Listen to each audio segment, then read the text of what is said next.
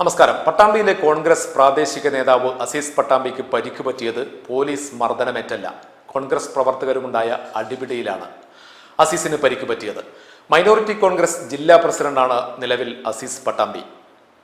Youth Congress Pattambi മണ്ഡലം president ഷഹീറിന്റെ നേതൃത്വത്തിൽ party ഓഫീസിൽ വെച്ചാണ് അസീസിനെ മർദ്ദിച്ചത് എന്നാണ് പറയുന്നത്.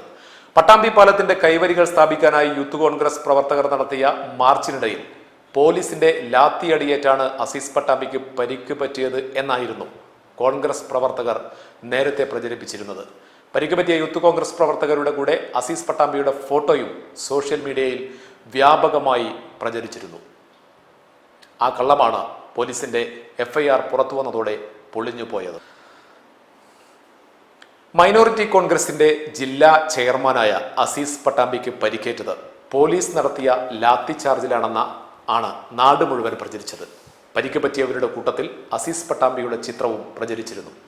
സംഭവം സത്യമാണെന്ന് കരുതി മുഖത്ത് സാരമായ പരിക്ക് പറ്റിയ അസീസ് പട്ടാമ്പിയുടെ ചിത്രം പല കോൺഗ്രസ് പ്രവർത്തകരും ഫേസ്ബുക്കിൽ ഷെയർ ചെയ്തു. പക്ഷേ അസീസ് പട്ടാമ്പി പോലീസിന് നൽകിയ പരാതി പ്രകാരം കേസ് രജിസ്റ്റർ ചെയ്തു. FIR പുറത്തു വന്നതോടെ കളി മാറി. അസീസിനെ മർദ്ദിച്ച് പരിക്കേൽപ്പിച്ചത് സ്വന്തം പാർട്ടിക്കാർ തന്നെ. യൂത്ത് കോൺഗ്രസ് പട്ടാമ്പി മണ്ഡലം പ്രസിഡന്റ് ഷഹീറും KSU പ്രവർത്തകൻ ഫർസീനും പ്രതികൾ. ഗ്രൂപ്പ് വഴക്കിന്റെ ഭാഗമായുള്ള അക്രമമാണെന്ന് അസീസിന്റെ തന്നെ മൊഴി.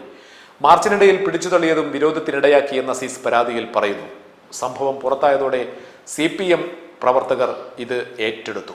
സ്വന്തം പാർട്ടിക്കാർ തമ്മിലടിച്ച് പരിക്കേറ്റതും പോലീസിന്റെ തലയിൽ കെട്ടിവെക്കാനുള്ള UDF ശ്രമം പൊളിഞ്ഞു എന്നാണ് CPM പ്രചരിപ്പിക്കുന്നത്. അസീസ് പോലീസിന് കൊടുത്ത മൊഴി ഇങ്ങനെയാണ്. 19/8/2024 തീയതി വൈകിട്ട് 7 മണിക്ക് പട്ടാമ്പി പാലം തുറന്നു കൊടുക്കുന്നത് സംബന്ധിച്ച് പട്ടാമ്പി യൂത്ത് കോൺഗ്രസ് നടത്തിയ മാർച്ച് ഗുരുവായൂർ റോഡ് ജംഗ്ഷനിൽ പോലീസ് തടഞ്ഞതിൽ പോലീസും പ്രവർത്തകരും ഉന്തും തള്ളും ഉണ്ടായ സമയം അന്യായക്കാരൻ സഹീറിനെയും ഫർസീനെയും പിടിച്ചു മാറ്റിയതിലുള്ള വിരോധത്തിലും പാർട്ടിക്കുള്ളിലെ ഗ്രൂപ്പിസത്തിന്റെ ഭാഗമായുള്ള വിരോധവും വെച്ചും അന്നേ ദിവസം 8 മണിക്ക് പട്ടാമ്പി കോൺഗ്രസ് ഓഫീസിന് മുൻവശം വെച്ച് ടിയാനെ അന്യായമായി സഹീറും ഫർസീനും തടഞ്ഞു നിർത്തി.